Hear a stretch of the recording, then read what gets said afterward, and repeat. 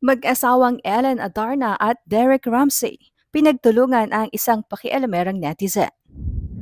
Isinelebrate ni na Ellen Adarna at ng mister niyang si Derek Ramsey ang 6th birthday ng anak ni Ellen na si Elias Modesto Cruz. Si Elias ay anak ni Ellen sa dati niyang partner na si John Lloyd Cruz.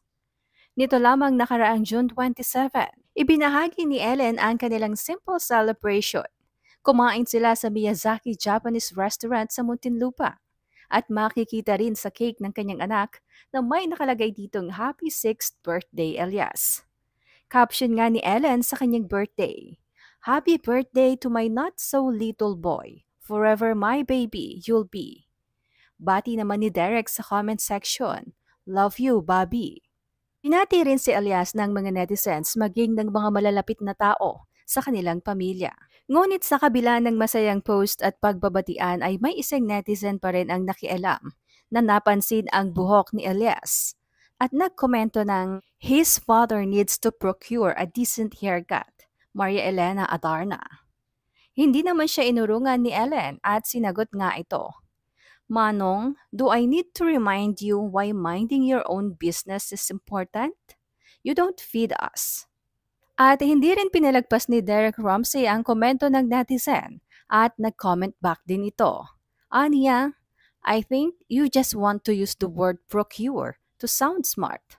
Matatandaan namang nauna nang nambasag ng pakialamerang netizen si Ellen noong June 17 kung saan nagkomento ito sa larawang ipinahagi ni Ellen, kuha sa moving up ceremony ng anak niyang si Elias.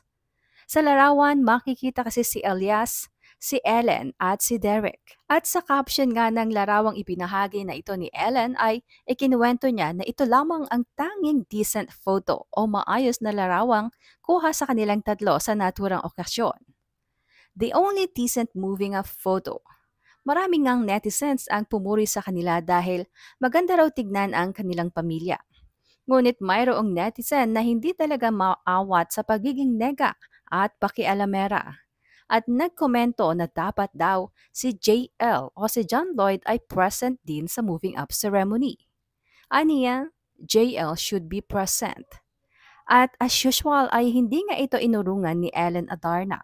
At kanya ngang sinagot ang netizen kung saan aniya, hindi ibig sabihin na wala si John Lloyd sa larawan ay wala na ito sa okasyon. Inaddress pa nga ni Ellen ang naturang netizen kung saan tinawag niya itong manang na huwag masyadong maghitid ang utak. Aniya, you should mind your own business. Just because he is not in the photo doesn't mean he was not there. Huwag masyadong close-minded manang. Present father naman siya, meaning present din siya sa lahat ng milestones ng anak niya. Nagkomento rin naman ang ilang netizens patungkol sa ginawang ito nila Ellen at Derek. Anang isa, tsaka nakakahiya naman si Manong nakikialam sa buhay ng may buhay.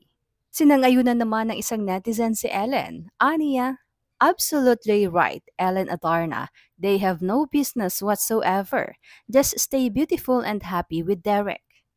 Ayon naman sa ilang netizen, kahit anong haircut daw ay bagay naman kay Elias dahil napaka-pogi nito. Komento pa nga ng isa, Ellen, your son is the future heartthrob. Ang pogi. Komento naman ng isa pa, Diyos ko, mga Pilipino talaga ang hilig makialam sa hindi na dapat nila pinakikialaman. Sila talaga yung mga taong hindi alam yung ibig sabihin ng mind your own business.